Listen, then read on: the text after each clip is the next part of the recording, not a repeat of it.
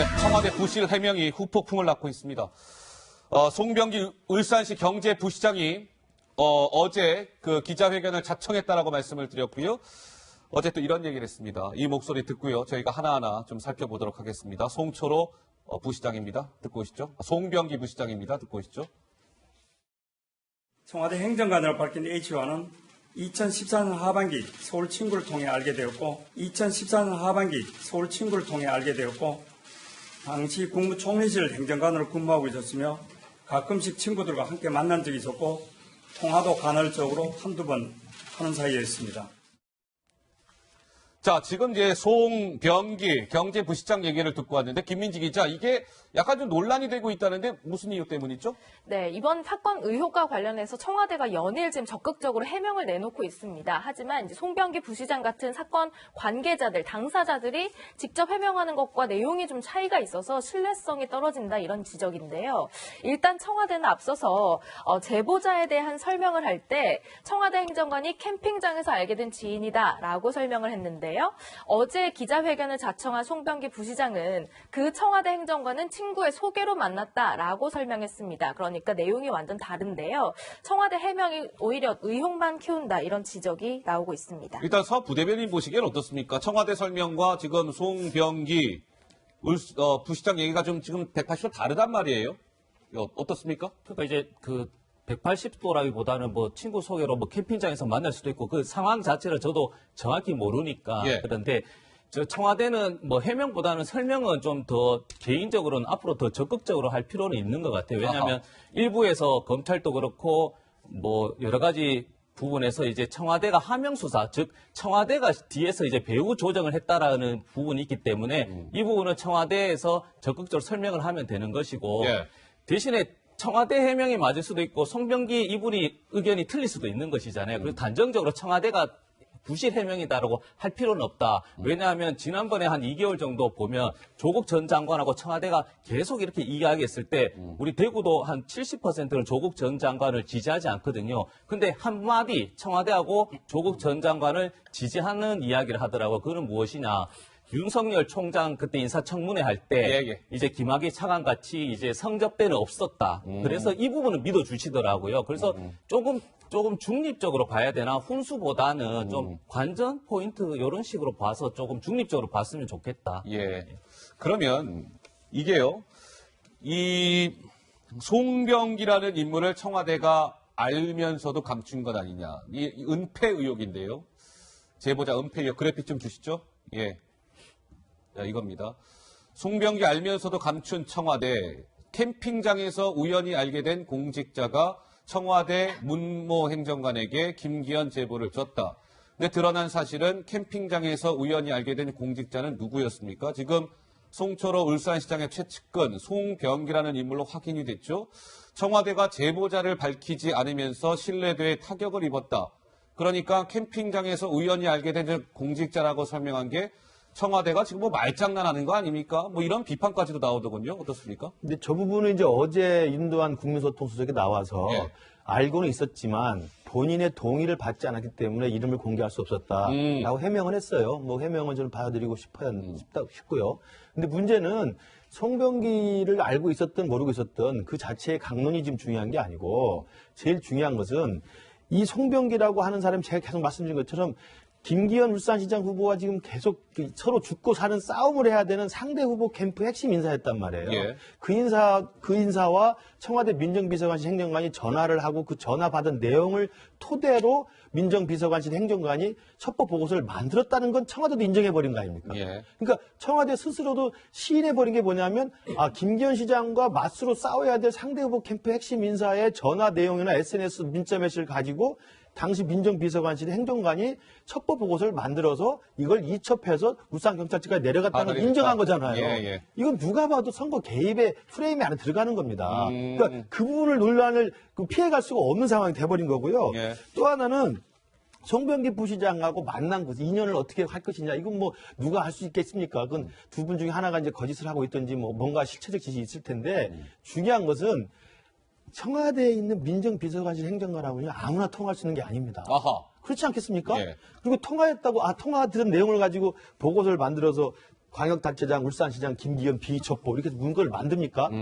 그럼 제가 예를 하나만 들어보겠습니다. 제가 내년에 총선 출마하는데 제 지역에 상대당인 민주당 국회의원, 현역 의원의 그 지역 내에 소문들이 있지 않겠습니까? 물론 확인되지 않은 소문들이겠죠. 그 소문을 제가 들어서 제 캠프 핵심 당계자가 청와대 저는 아는 지인들 있죠. 지인한테 전화해 설명하면 그 청와대 민정에서 보고서 만들어서 경찰한테 수사하라고 합니까? 그게 말이 됩니까? 이건 말이 안 되는 거예요. 말이 그러니까 안 되는 어떻게 만났느냐, 먼저 요구를 했느냐, 아니면 SNS를 보내줬더니 그 만드는 이건 중요하지 않아요. 전체 큰 프레임, 청와대가 인정해버린 큰 프레임이 이미 선거 개입을 피해갈 수 없는 상황이 돼버린 거예요. 예. 자, 김태호 전 청와대 특별감찰반원 오늘 본인의 유튜브에서요 이런 주장을 내놨습니다. 잠깐 듣고 오시죠. 최초 제보자가 울산시 부시장 송병기라는 그 이름은 도대체 어디로부터 나온 겁니까? 송병기 울산 부시장이 최초 제보자라는 것이 알려지면요, 청와대로서는 치명타거든요. 이미 이 울산발 기자회견이 이틀 전에 있었기 때문에 청와대도 더 이상 감추고 부인할 수는 없었던 거죠.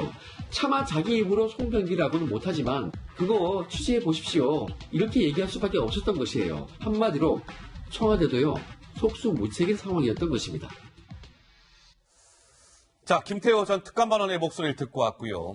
이번에 또 하나 저희가 좀 살펴봐야 될 부분은 김민지 기자 어때요? 그러니까 그 송병기라는 분이 청와대 그 행정관에게 어떤 루트로 어떻게 전달했느냐 이 부분입니까? 사실 이 부분이 굉장히 중요합니다. 이번 그 첩보가 어떻게 전달이 됐고 이후 처리가 어떻게 됐는지가 핵심 쟁점이거든요. 재가공 여부도 초점이 모아지고 있는데 여기에 관한 청와대와 당사자 간의 설명이 또 다릅니다. 일단 그 목소리부터 듣고 오시죠. 2017년 10월경 당시 민정비서관실 소속 행정관 A씨가 제보자로부터 스마트폰 SNS를 통하여 김기현 전 울산시장 및 측근 등에 대한 비리 의혹을 제보받았습니다. 2017년 하반기쯤으로 기억되며 총리실 모 행정관과 안부 통화를 하던 중 울산시 전반에 대한 얘기를 나누다가 시중에 떠도는 김기현 시장 측근 비리가 언론과 시중에 많이 떠돈다는 일반화된 내용 중심으로 이야기를 나누었습니다. 방금 들으신 두 사람의 목소리를 종합하면 청와대는 일단 SNS로 제보를 받았다고 했고 제보를 전달했다고 하는 송병기 부시장은 청와대 행정관과 통화하던 중에 얘기를 했다라고 하면서 입장이 엇갈리고 있습니다. 네, 저것 역시도 지금 SNS로 제보했다는 것과 통화하면서 내가 그 문모 행정관한테 전달해줬습니다. 김기현 관련된 내용. 이거 완전 또 다른 내용인데요. 어제 윤도한 대통령 국민소통 수석 비서관은 이런 얘기했습니다. 문재인 청와대는 거짓말을 하지 않습니다. 당당하게 말을 했어요. 그런데 당사자들이 청와대 해명을 뒤집고 있는 가운데 저렇게 윤도한 수석이 자신 있게 문재인 청와대는 거짓말하지 않아요. 라고 얘기하는 것이 글쎄라는 좀 비판도 나오던데 우리 하국장은 어떻게 보시는지요? 그래요. 사실 그 얘기한 걸 제가 이제 보면은 예. 뭐 100% 거짓말이다 이렇게 얘기하기는 어려울 것 같아요. 예를 들면 캠핑장에서 알게 된 지인 그러면 지인은 맞잖아요. 캠핑장이 틀린 거지. 그러잖아요. 정당 소속 아닌 공직자 그러면 당시에 제보할 당시에는 민간이었으니까 틀렸지만 현재로서는 경제부시장이니까 공직자의 이제 별칭이 공직자죠. 예. 공직자가 맞잖아요. 그래서 이게 100% 이제 거짓말은 아니다. 그렇게는 말하기는 어렵지만은 어쨌든 이 제보 경위를 약간 호도하려는 듯한 느낌이 있어요. 즉 호도하려고 하는 듯한 느낌? 제보자가 우리 청와대는 제보자가 그냥 제보해서 내가 그냥 받았을 뿐이다. 이런 취지의 말이고 또 송병기 시장 같은 경우는 그게 아니고 청와대에서 다 물어오니까 내가 대답해 줄 수밖에 없는 나는 여기 울산에 있는 오랫동안 있었던 공직자인데 이런 얘기거든요. 예. 이게 결국은 이제 범죄 혐의가 되면은 누가 이제 큰 범죄 혐의를 뒤집어 쓰느냐에 관련이 돼 있기 때문에 서로 자기 자신의 범죄 혐의를 이제 줄이기 위한 건데 그럼에도 불구하고 청와대가 거짓말을 전혀 하지 않았다 이렇게 얘기하는 건 저는 오히려 지금 이제 윤도한 청와대 국민소통 소석이나 또는 대변인 고민정 이런 대변인? 분이 고민정 예. 대변인 같은 경우 얘기한 것이 뭐 전체 100%가 거짓말일 때만 거짓말이 아니라 그중에 50% 아니면 30%가 거짓말이더라도 거짓말인 거거든요. 예. 근데 청와대 대변인은 대통령을 대신해서 답변하는 사람들 아닙니까? 대통령의 입이죠. 그러잖아요. 대통령의 입인데 거기서 거짓말을 했다?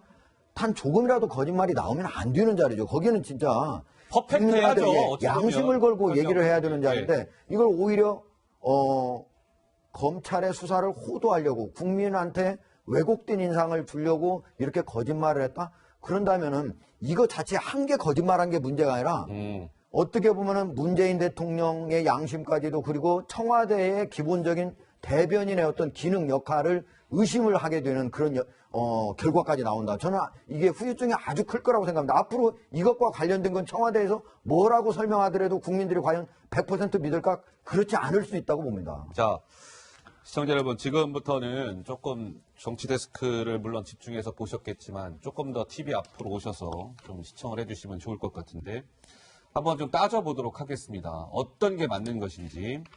그러니까 이른바 백원우 그 별동대원으로 알려졌던 특감반원 2명이 있었죠. 근데 한 분은 이제 극단적 선택을 했고 한 분은 경찰에서 이제 파견이 나와서 지금 청와대 민정비서관실에 있는 것인데 총경입니다, 계급이. 자, 김민지 기자. 우선 그 이른바 백원우 별동대원으로 알려진 그 2명이 울산 갔는데 청와대가 그때 왜 갔다라고 설명했었죠? 일단 이 울산을 가서 사람들이 의심을 했잖아요. 수사 상황, 그러니까 첩보 전달한 것뿐만이 아니라 이후 수사 상황까지 청와대가 점검한 것 아니냐라고 의심을 했을 때 노영민 비서실장이 국회에 나와서 우리는 수사 상황 점검하러 간 것이 아니라 고래 고기 사건 때문에 부처 간 갈등 상황이 있어서 그걸 점검하러 갔다고 얘기했습니다. 일단 당시 목소리를 먼저 듣고 이야기 이어갈게요. 일단 지금 민정특감반이 울산 현장에 갔던 그 이유는 고래고기 사건 때문에 검찰과 경찰이 서로 다투는 것에 대해서 이런 그 부처 간의 불협화음을 좀 어떻게 해소할 수 없는가 해서 내려갔다라는 말씀을 드리고요. 당시 울산에 내려가서 고래고기 환부 사건에 대해서 알아봤다라는 부분을 분명 제가 말씀드리기도 했습니다. 그와 관련된 그 보고 문건이 바로 이것입니다. 하지만 오늘 나온 언론 보도에 따르면 좀 다른 얘기가 나왔습니다. 어떻게요? 당시에 이 사람들이 울산에 내려갔을 때 이 정무행정관이 김기현의 수사를 맡았던 울산청 수사과장 신모 총경을 만났다는 거예요. 그런데요. 그러니까 김기현 수사팀을 만났다는 건데 관계자가 아니 고래고기 사건을 알려면 황운하 청장이나 뭐 다른 사람들을 만나보세요라고 했지만 이 사람들은 정작 만나지 않고 그냥 그대로 서울을 복귀했다. 그러니까 울산에서 김기현 수사를 맡은 사람들만 만나고 올라왔다라는 얘기가 새롭게 전해졌습니다. 아니, 고래고기 때문에 저 총경이 울산 청을 방문하고 그 극단적 선택을 한 당시의 검찰 수사관은 울산지검을 방문했다는 것인데 정작 그러면 고래고기 때문에 갔으면 고래고기를 담당하고 있는 울산청의 담당자들을 만나고 왔었어야 되는데 그러지 아니하고 서울로 복귀했다. 고래고기 때문에 그 별동대원들이 울산 간 거 맞습니까? 이 의혹이 오늘도 이어졌습니다. 서 부대변인께서는 어떻게 보세요? 네, 지난번에도 보니 김기현 전 울산시장도 저렇게 주장하시더라고요. 아하. 지능수사대만 만나고 광역수사대를 안 만나기 때문에 나의 선거의 낙선을 위해서 왔다라고 했거든요. 예. 그러니까 이제 망차라서 지금 이게 증거가 사실은 참 부족하긴 한데, 지금 이야기하는 가장 중요한 게 지금 어떻게 보면 고래고기도 있지만 청와대 하명 수사 하나 하고 선거 진짜 개입했는지 여부지 않습니까? 그래서 지금 극단적 선택하신 분이 울산지검에 지금 1차 조사를 6시간 동안 받고 이제 극단적 선택을 했기 예. 때문에 저는 개인적으로 검찰 스스로의 동료의 명예를 위해서라도 그 지금 그 6시간 대화하신 분의 압수수색을 좀 하든지 아니면 좀 휴대폰을 좀 달라고 하든지 아니면 수색했을 때 어떤 내용이 있었는지 확인을 한번 해 주셔야 될 것 같고 아하. 또 하나 더 나가자면 저희가 우리 조국 전 장관 때문에 계속 이야기했던 코링크 관련 있지 않습니까? 거리 오랜만에 나오네요. 예. 근데 이제 상상인 저축은행에서도 WFM 같은 경우에 이제 110만 주를 30억 대출을 해가지고 예. 이분 또 공교롭게도 검찰에서 6시간 수사를 받고 또 극단적 선택을 하셨어요. 아하. 근데 이분은 지금 경찰에서 수사를 하고 있거든요. 근데 예. 지금 거는 어떻게 보면 검찰에서 휴대폰과 그 유서를 압수수색을 해간 거잖아요. 그런 의미에서 경찰과 검찰에서 좀 이제 안 보이는 대립을 하는 것 같고 예. 이 부분은 저는 개인적으로 특검을 하든지 해서 영원히라도 시간 무제한으로 해서 계속 밝혀내야 된다는 거죠. 김 교수님 말씀 이어가시겠습니까?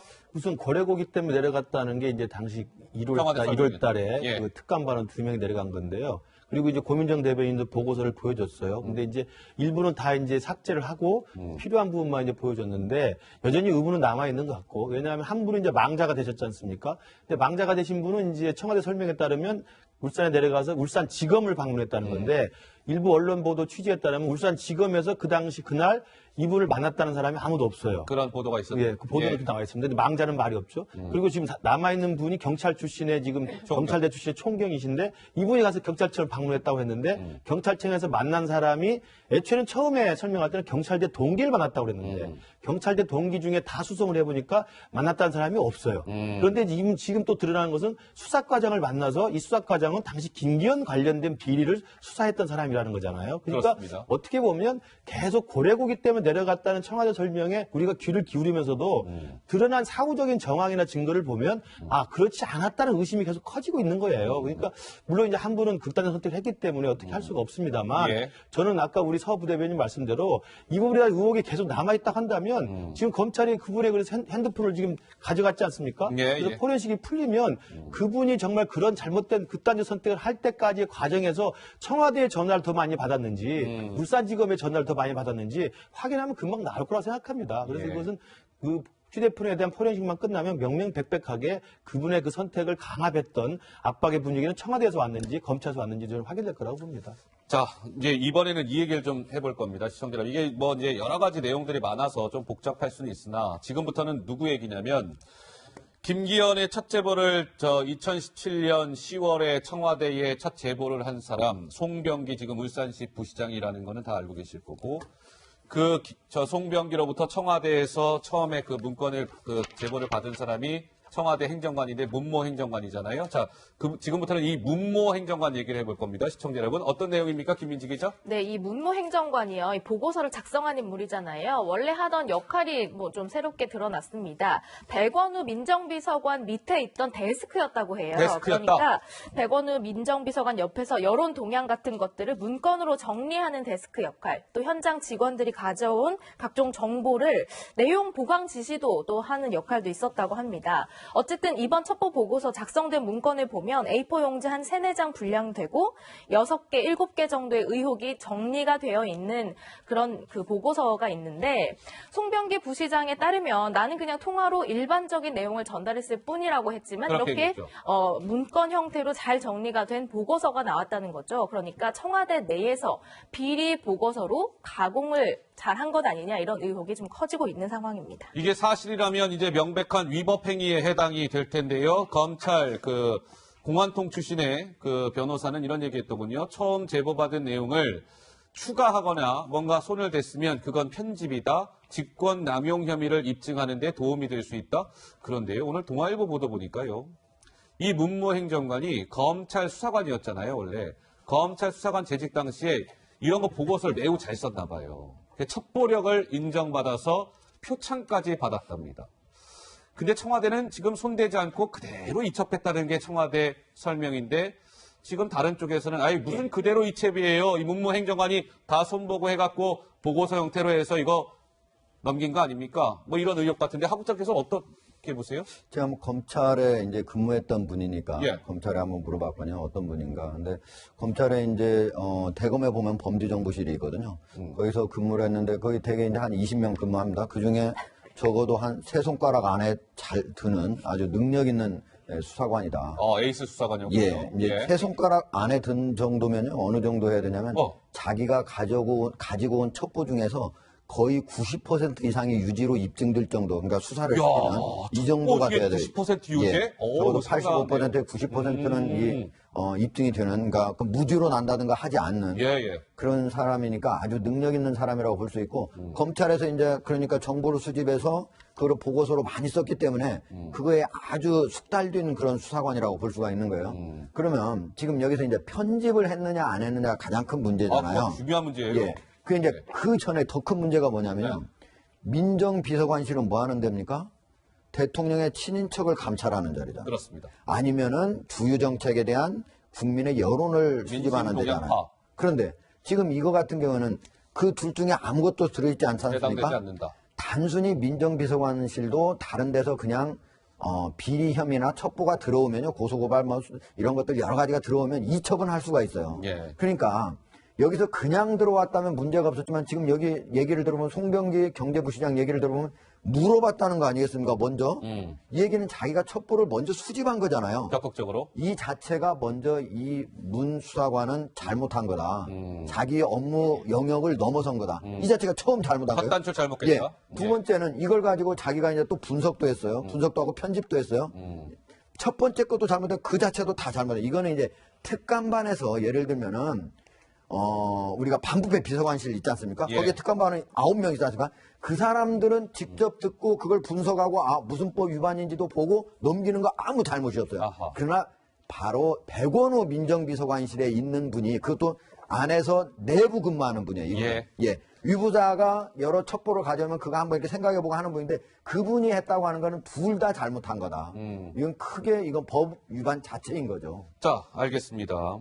그러면 오늘 더불어민주당의 수석 대변인이 누굽니까? 홍익표 대변인인데요. 오늘 한 라디오 방송에 출연을 해서 놀랄만한 이야기를 했어요. 김민지 기자, 홍익표 대변인 뭐라고 한 거예요? 지금 우리가 얘기를 나누고 있는 그 해당 첩보 보고서 있잖아요. 그 문건을 본인도 가지고 있다라고 하면서 일각의 의심들은 사실이 아니다라는 점을 좀 주장을 했습니다. 일단 라디오 목소리 듣고 오시죠. 그 문제의 첩보 문건을 갖고 계신 게 맞고요. 지금 앞에 있는 게 그거 맞습니까? 네, 지금 가지고 있습니다. 예. 확실히 똑같은 첩보 문건입니까? 예, 아마 이 검찰이 가지고 있을 겁니다. 똑같은 거 맞죠? 네. 많은 언론이 어떤 식으로 보도를 했냐면 검찰이 입수한 이 그 첩보 문건 내용을 보면은 법률적으로 이렇게 판단하고 이렇게 유도하는 내용도 들어가 있다. 이런 언론 보도가 많이 있었거든요. 전혀 없습니다. 법률적 판단과 관련된 기술은 전혀 없습니다. 법률적 판단 내용도 없고 예. 경찰이나 검찰에 어떻게 뭘 하라고 한 내용도 하나도 없습니다.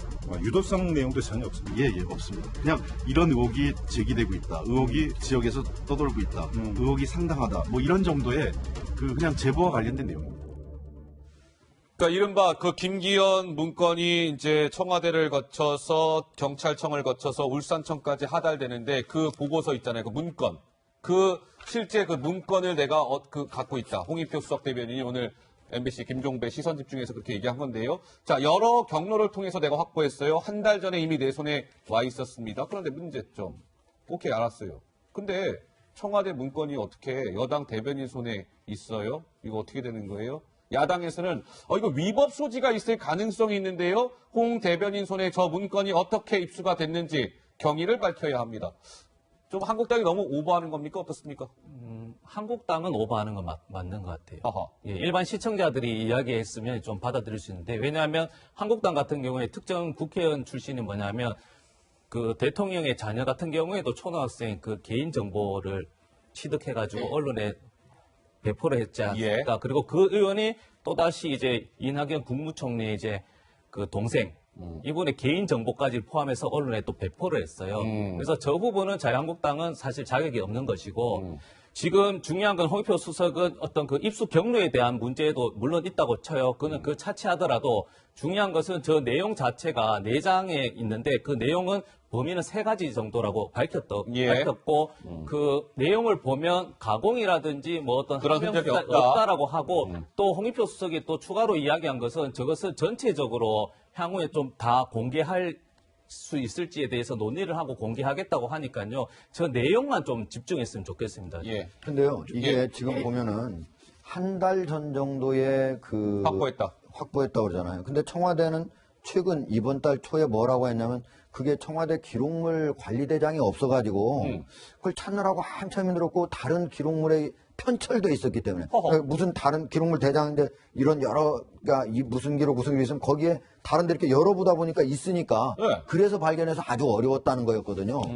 그러면 지금 이거를 갖고 있는 곳은 결국은 청와대하고 그다음에 이제 수사했을 때 경찰이나 또는 검찰이거든요. 근데 경찰은 다 모두 검찰로 기록을 이첩했기 때문에 경찰도 가지고 있을 수가 없는 거예요. 자기가 따로 복사해서 한쪽으로 빼놓지 않았다면은 그렇다면은 지금 어떻게 해서 홍익표 의원이 이거를 한 달 전에 입수할 수 있었을까? 저는 입수 경위가 이게 상당히 의문이 문제가 든다. 될 수 있다는 거예요. 예. 이게 법적 위반이 될 수가 있어요. 예. 입수 경위도 이제 밝혀져야 되겠지만 더 중요한 건 한 달 전에 입수했는데 왜 오늘 이제 와서? 저는 그것도 굉장히 의혹이에요. 잘 보십시오. 이 사건이 드러나가지고 지금 한 1, 2주째 지금 언론에 지금 지장 관심 받고 있는데 처음에 하명수사 의혹이 됐을 때 백원기 민정비서관이 타겟이었습니다. 그랬을 때 바로 백원기 민정비서관, 백원우 민정비서관이 보도자료를 냈어요. 그때 뭐였냐면 나는 정상대로 했을 뿐이다. 그렇다면 검찰도 그 첩보 보고서 문건을 공개하면 된다라고 했어요. 공개하면 된다고 했어요. 백원우 비서관이. 예, 이미 한 2주 전쯤 맞아요. 했을 겁니다. 네. 근데 지금 홍익표 수석 대변인은 한 달째 하고 있었다는 거 아니에요? 이게 뭡니까 그러면? 그때는 가만히 있다가. 아, 당연하죠. 나 이게 도저히 이해가 되지 않아요. 아하. 그래서 저 문건을 입수한 경로도 문제지만 왜 한 달 전에 가졌다고 한다면 백원우도 나서가지고 제발 공개해달라고 했을 때 갖고 있다가 묵묵부답으로 있다가 왜 오늘 이야기하는지 그게 납득이 안 되고 두 번째는 내용에 있어서도 뭐 유도한 게 없고 하명이 없다라고 이야기를 했는데 어쨌든 의혹이 상당하다, 의혹이 이렇게 제기되고 있다 이런 내용을 문건으로 정리해서 보냈다는 거 아닙니까? 예. 그리고 대부분 경찰이나 검찰이나 다 뭐냐면 청와대는 상급 기관입니다.